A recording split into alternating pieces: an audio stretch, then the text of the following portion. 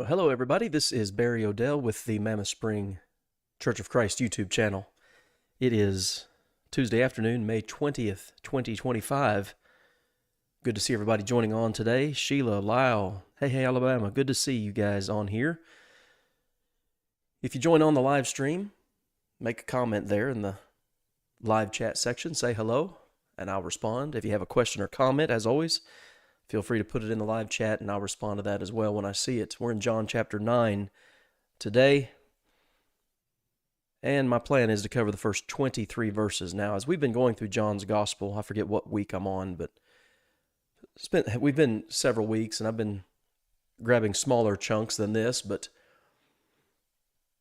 John 9 is, as you look at the text here, this is all pretty much the same account, pretty much down through verse 34. So we're going to cover the first half of the chapter today, and Lord willing, the second half of the chapter tomorrow. And hopefully we can gather some good stuff out of this. As always, the audio is recording. That will be uploaded to our Podbean channel once this stream is over. And then this YouTube link will be added to our Facebook page, Church of Christ at Mammoth Spring. So, hope everybody's doing well. And you're ready to study John chapter 9. There's a lot of... So it's a record. Obviously, it's a historical narrative of what happens with this blind man. This man who was born blind, in fact. The question that is asked, Jesus' response, and then there's a lot of just back and forth, the people of the day trying to figure out what happened, who's responsible for this, and of course, false accusations against Christ, as we see a common theme throughout the Gospels, particularly about him breaking the Sabbath. So those are the things we're going to talk about today. But I want to spend a few minutes here on the first couple of verses. If you're following along, if you're able to see I don't know what you're watching it from, computer screen, TV screen, or smart device, whatever the case may be, notice these first two verses here. Jesus is passing by. He's left the temple, that whole discussion there in John chapter 8, Jesus being the I am. Hey, David, good to see you. Well, as he's leaving and he's passing by, he sees a man who is blind from birth. And here's where I want to spend a few minutes. Rabbi, who sinned, this man or his parents, that he was born blind? I've got a little note written out in the margin of my Bible here. Retribution theology. This is the idea that, I guess it's been around forever. I don't know exactly how long, but if you do good, you get good. If you do bad, you get bad. And, well, that's just not true. So, hey, Debbie, good to see you. So I want us to look at a few verses to address this idea. One is from Luke, and then we're going to run, of course, to the book of Job. You can't have this discussion without discussing Job. So I hope to show you some things here. And like I said, if you have any questions or comments, feel free to put them in the live chat. Let's start. So, who sinned, this man or his parents, that he was born blind? So I'm going to run real quick to Luke chapter 13, a similar discussion here, with some tragic events that took place that we have no biblical record of. All right, Luke 13:1. There were present at that season some who told him about the Galileans whose blood Pilate had mingled with their sacrifices. And Jesus answered and said to them, do you suppose that these Galileans were worse sinners than all other Galileans because they suffer such things? In other words, did they deserve what they got? Because that's, again, a common theme that we see throughout Scripture. And frankly, in the 21st century, we still see this idea that people have of bad people get bad things and good people get good things. Well, bad people may get bad things, good people may get good things, but it's certainly not exclusive like that. In fact, Jesus' response is no. And unless you change the way you think, you will likewise perish. Now, I think that's a spiritual perish. If you have the wrong view of God, you can't be right with God. It's like the parable of the talents in Matthew 25, the one-talent man. Listen, I knew you were harsh.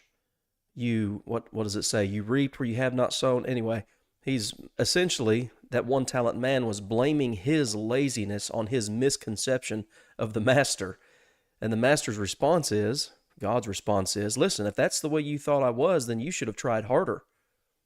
The least you could have done was deposit my money with the bankers and gain some interest. You didn't do anything. And so the response was not, Well, I do require a lot. I can be harsh if I need to be. The response was, cast this unprofitable servant out. He doesn't understand me, and he didn't serve me. Anyway, we have to change the way we think about God. Whatever historical event is being discussed here in Luke chapter 13, those people who asked him this question, or who told him about this event, didn't understand God.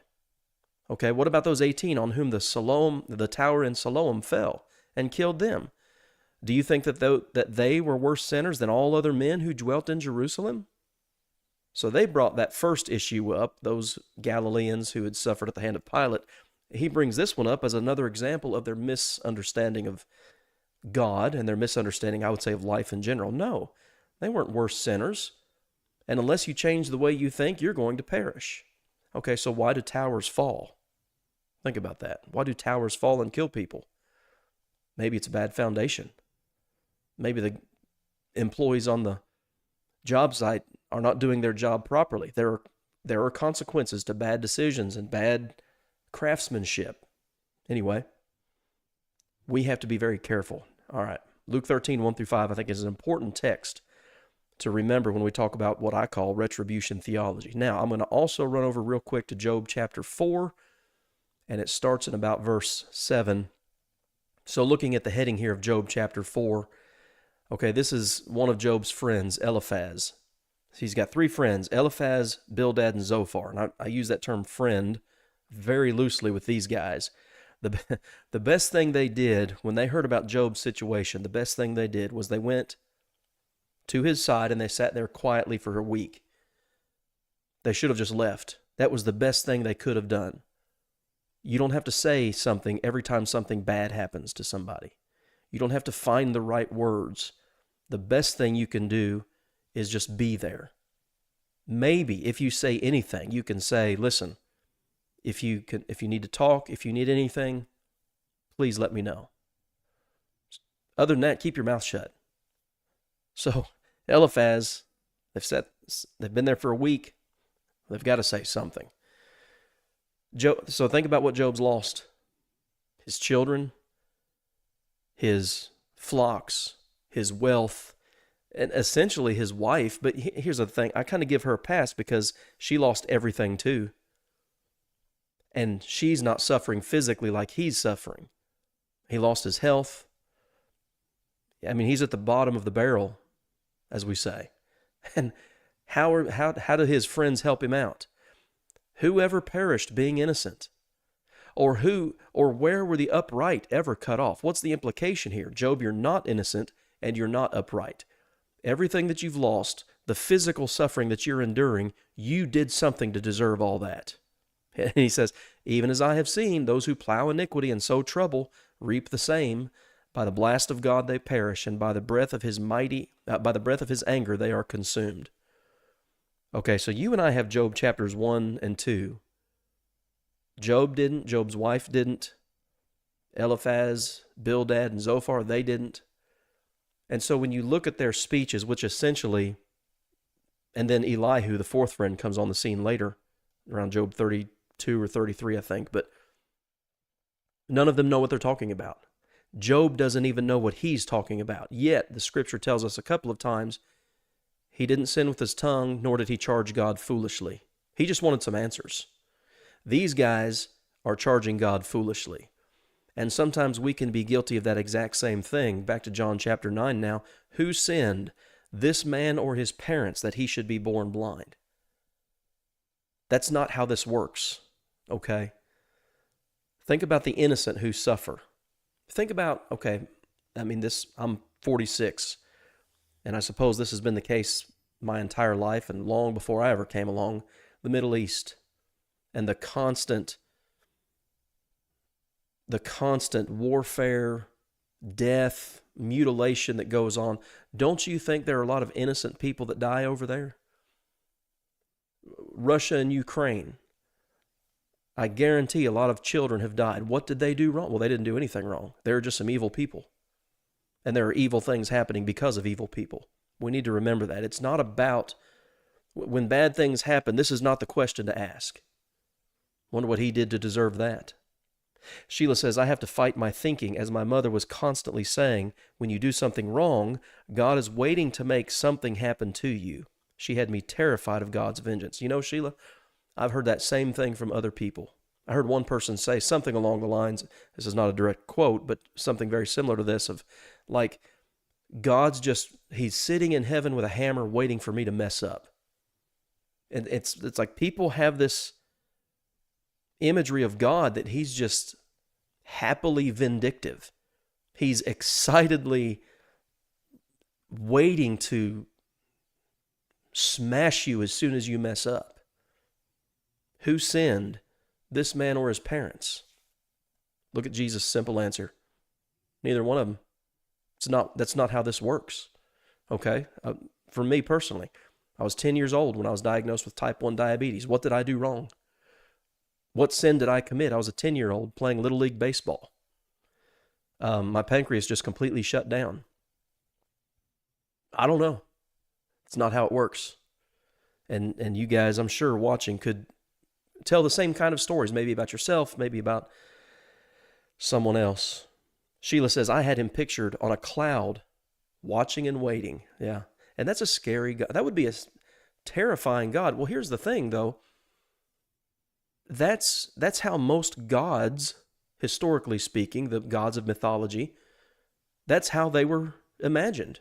They were just, their entire existence was based on being punitive.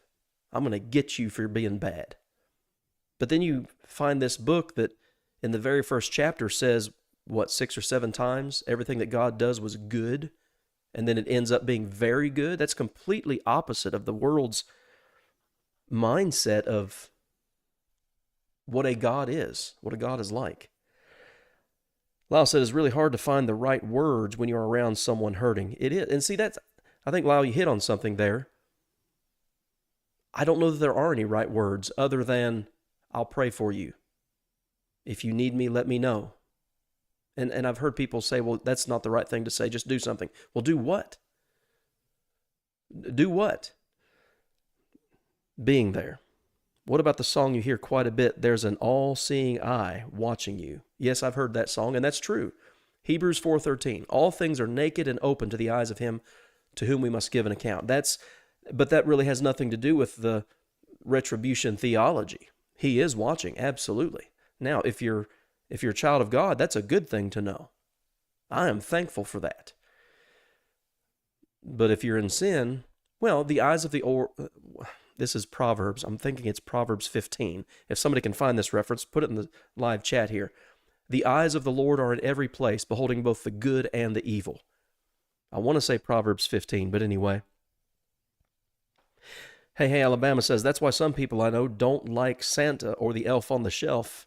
They're watching you 24/7 and they find that creepy. Well, that is a little creepy. But hey, to each his own. All right. Neither this man nor his parents sinned, but that the works of God should be revealed in him.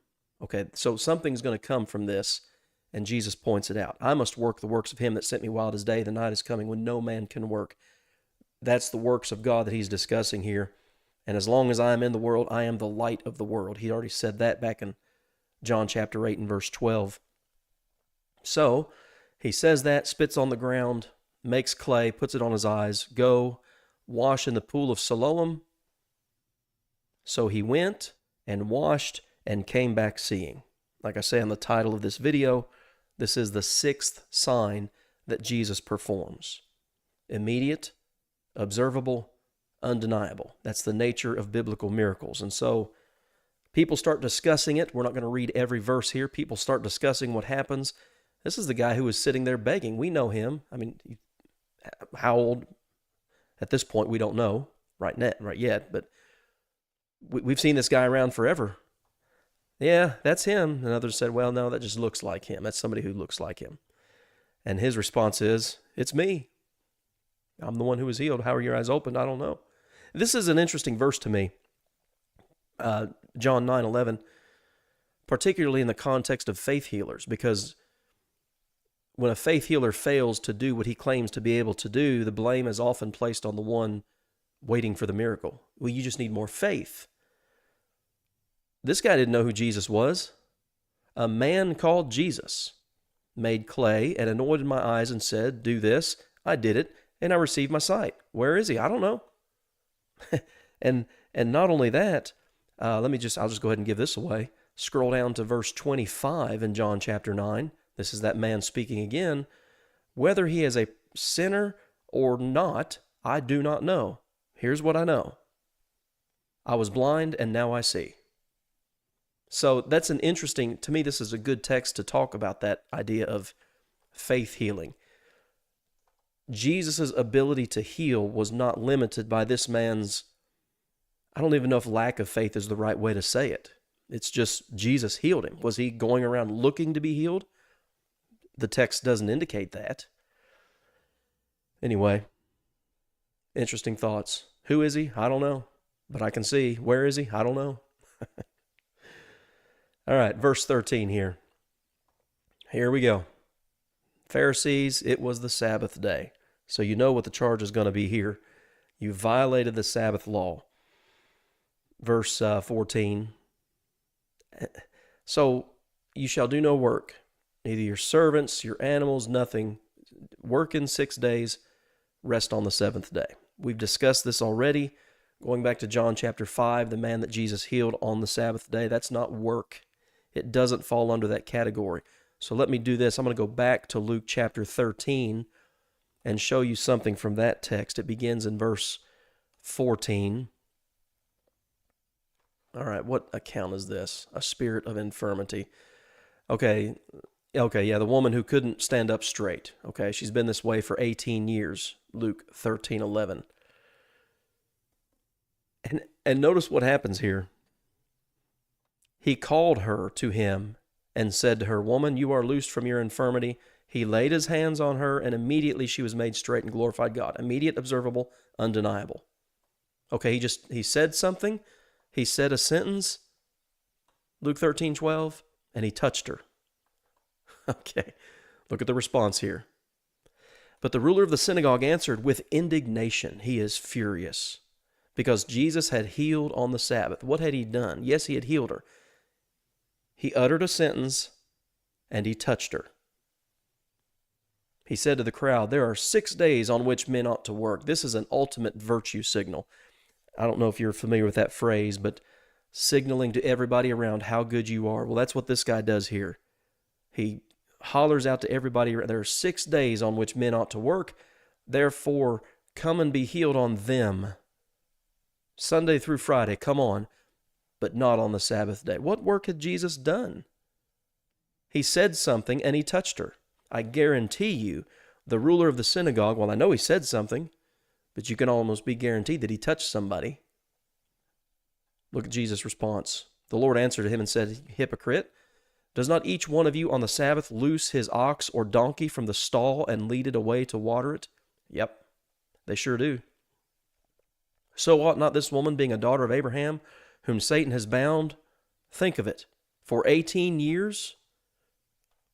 Your donkeys are bound, you let them go.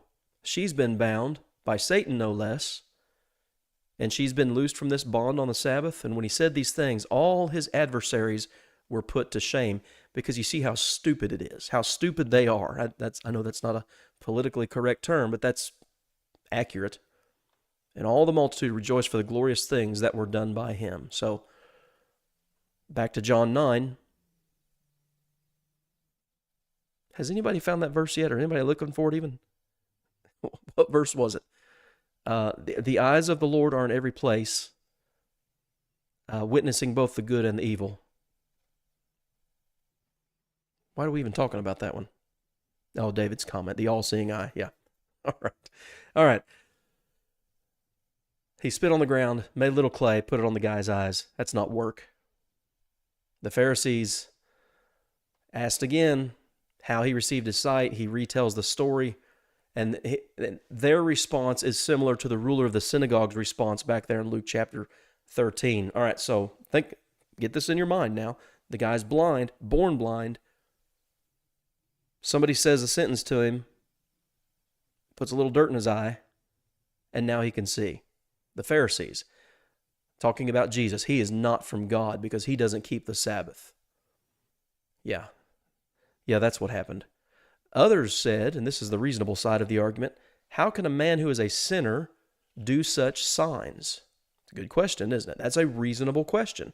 If it is the case that he is a violator of God's law, specifically the Sabbath law, then how is this guy that we know, who's always been around, who's always been blind, how does he see? And there's a division among the people, according to verse 17. Those are your only two options. He's either a violator of God's law, or he is able to perform miracles, divine. They said to the blind man again, what do you say about him because he opened your eyes? Well, he's a prophet. Well, he's only partly right there. Jesus, there's no question Jesus is a prophet. We've looked a couple of times so far through John's gospel where he's called the prophet from Deuteronomy chapter 18, that prophecy. You have his testimony. I don't know who he is. Okay, his name's Jesus. I don't know where he went. All I know is that I was blind and now I can see. He's a prophet. So you have this guy's testimony. Look at the response in John 9:18. But the Jews did not believe concerning him that he had been blind and received his sight. Initially, okay, there's a comma until, but you think of all the signs that Jesus has performed, and this guy gives his testimony, and they still don't believe it until they call the parents of him who had received his sight. So Sheila says, is it 2 Chronicles 16:9? Well, Sheila, give me just a second, and I will see. 2 Chronicles 16:9. For the eyes of the Lord run to and fro throughout the whole earth to show himself strong. Well, that's one of them. Absolutely. 2 Chronicles 16:9. Proverbs 15:3, she says. You know what? That one sounds right. I was thinking it was Proverbs 15. Proverbs 15:3 says, yes, the eyes of the Lord are in every place, keeping watch on the evil and the good. That's the verse I was looking for, but 2 Chronicles 16:9 works too. All right. And again, that's, if you're a Christian, it's kind of like, yeah, and? That shouldn't be scary to me. That should be the opposite. That should be comforting. God sees me, but it's not just that. He sees everything. If I'm going through something because of my faith, if I'm suffering because of my faith, God sees that. And he'll take care of that. It's like 2 Thessalonians 1:7-9. When Paul's talking to persecuted Christians, he says, to you who are troubled, rest with us. In other words, take comfort in what I'm about to say. Jesus is going to be revealed from heaven in flaming fire, taking vengeance on those who know not God and who obey not the gospel. He's going to take care of your persecutors. So that idea of, as David mentions, the all-seeing eye, okay. I don't have to look over my shoulder. I'm not perfect. I know that. But it's not scary that he sees and knows all. Hey, Alabama says, how can he judge justly if he doesn't see everything? Exactly. And that's why we're told to judge righteous judgment in John 7:24. Only on the known facts, only on the evidence that's available. And we better be careful even when we do that, according to Matthew chapter 7. All right. Back to John chapter 9. So we got two options. He's either a sinner, a violator of God's law, because he worked on the Sabbath, supposedly, or he is a prophet. And the Jews' hardness of heart is revealed there in verse 18. It's just amazing to me that what the text says there. This is me. This is what happened. I'm just telling you what happened. And they didn't believe him. They asked them, they asked the parents, is this your son? And notice the wording here in verse 19, who you say was born blind. It's like they're completely jaded, completely cynical. You say he was born blind? Well, how does he now see? Yeah, it's our son. Yes, he was born blind. Now this is interesting. Okay, starting in verse 21 here. We're going to go down to verse 23 and stop. But by what means he now sees, we do not know. Or who opened his eyes, we do not know. He is of age, ask him, he'll speak for himself. Well, he's already done that. And this is like an ongoing back and forth throughout this entire chapter over this one event. Here are the facts of the case. Here's who did it. Here's how he did it. Yeah, we don't believe any of that stuff. Why did his parents say that? Verse 22 tells us, because they feared the Jews. For the Jews had agreed already that if anyone confessed that he was Christ, he would be put out of the synagogue.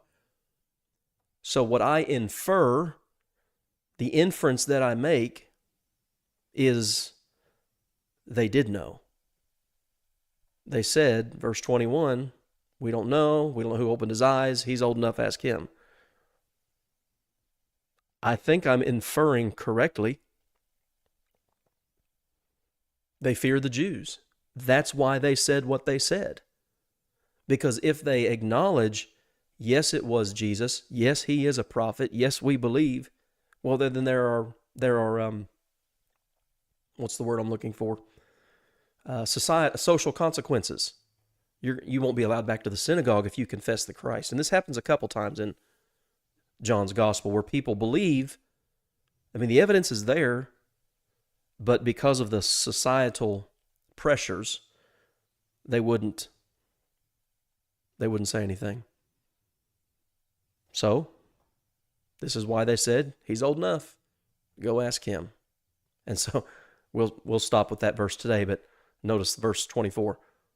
So they again called the man. Talked to him, didn't believe him. Talked to his parents, they weren't convinced about that. Again, they were a little skeptical.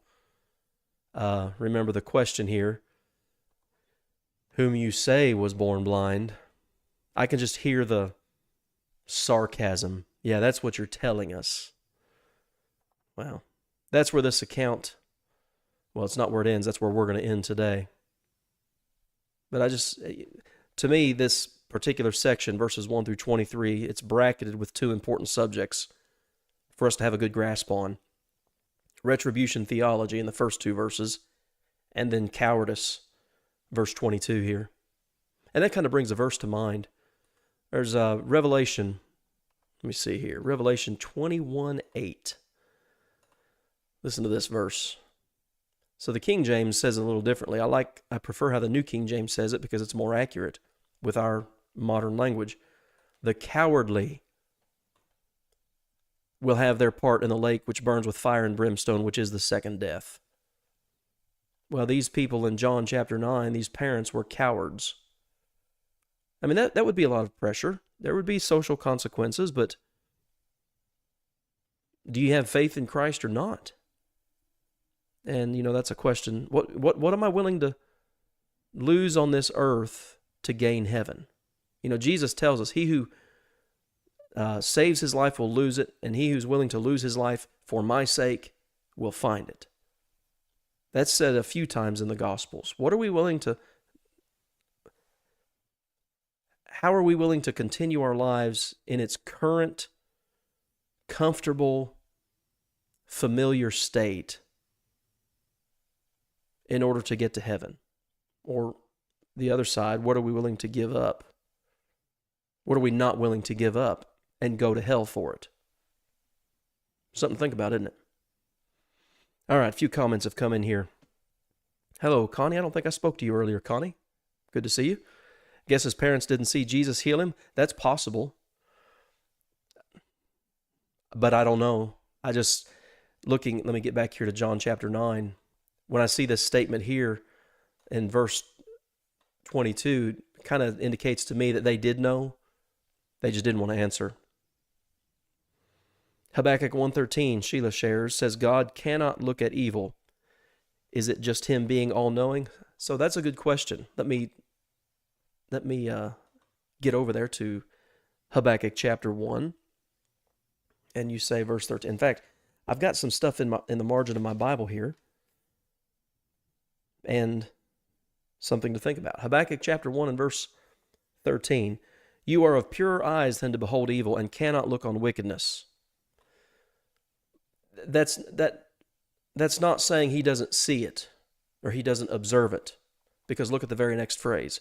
Why do you look on those who deal treacherously, and you hold your tongue when the wicked devours a person more righteous than he? So it's not like what we're talking about here in John chapter 9. He can see it. There's no question about it. And was it yesterday? Anyway. My God, why have you forsaken me? He saw that too. He didn't turn his back on the cross. He saw it. But yes, he is all-knowing too. We know that. Hey, Alabama says, I'm sure they felt threatened or called. Oh, there's no question about that. When they said, whom you say was born blind, were they accusing them of lying about it to take advantage of others' good nature? Who knows? Let me get back there. I just look at verse 22, and they said these things for a reason. And the reason was, if they made a confession, they'd be put out of the synagogue. Now again, I could be inferring more than the text implies, okay? I acknowledge that. That's just kind of where I've taken it in my mind of maybe they did know and maybe they were just cowardly. Well, maybe they didn't know, but even if they didn't know, they said, yes, this is our son. Yes, Jesus healed him. We don't know who he is, but yes, Jesus healed him. Who knows? You're welcome, Debbie. Thanks for being here today. Connie says, I don't think hell is feared enough. I think you're correct.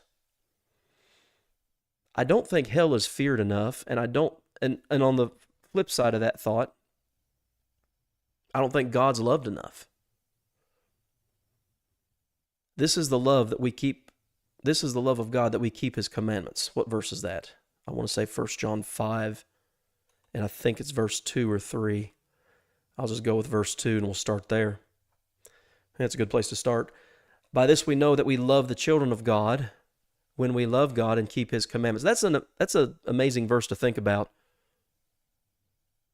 How do you know that you love your fellow Christians? It's manifested in your love for God and doing what he says. Well, what does that mean? You keep his commandments. You do what he says. And, John adds this, his commandments are not burdensome. One version, is it the King James? Maybe, that says his commandments are not grievous. God doesn't ask of you more than you can do. He requires faithfulness.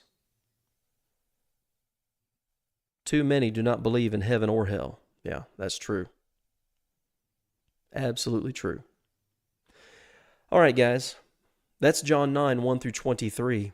Like I said, my plan for tomorrow is, Lord willing, we'll come back and we'll finish John chapter 9. What do we got here?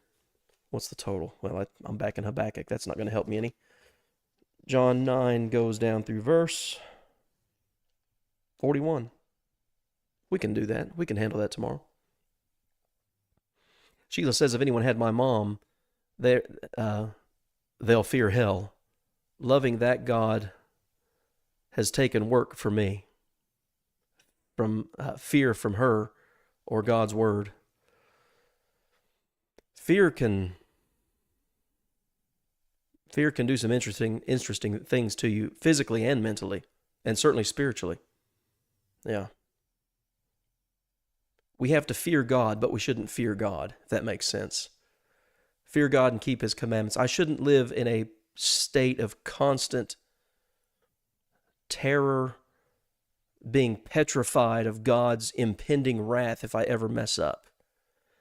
At the same time, God's not my grandpa who's sitting back on the couch watching me thinking everything I do is perfect. We know how grandparents are. Don't kid yourself. If you're a grandparent, we know how that typically works. We have to have a balanced view of God. Behold, Romans 11:22. Behold, therefore, the goodness and the severity of God. If you fall, severity. If you're faithful, if you continue in his goodness, then you receive his goodness. That's just the way it works out. And that doesn't mean, talking about retribution theology, that doesn't mean that if you're faithful, everything's going to go well for you and you'll never have any trouble. Okay, here's what you can do. Other than Jesus, think about your New Testament. Who's the most faithful, active person for God? I'd say Paul. All right? Read 2 Corinthians 11, 23 through 28. And then come back to me and say, if you do good, you get good. Yeah. Read that text, 2 Corinthians 11, 23 to 28. Yes, Sheila says, turning him into a spiteful God is just wrong. Yep. I think what we do, though, sometimes is we project, and we in general, I can be guilty of this too, we project our personality onto God, and that's a dangerous thing to do. He's his own being. All right, guys, that's it for today. I appreciate you being on here today. A lot of good interaction. I appreciate all the live chats and comments. That makes it better rather than just sitting here listening to my thoughts. So I really appreciate it. If you've not done so yet, if you would please give the video a thumbs up. You can share this YouTube link once I share it to our Facebook page. Actually, you can share it if you're on YouTube. And as always, the audio will be uploaded to our Podbean channel. I don't have anything else. Once again, thank you. And hopefully you can come back tomorrow, 2 o'clock, and we will finish John chapter 9. Have a good rest of your day.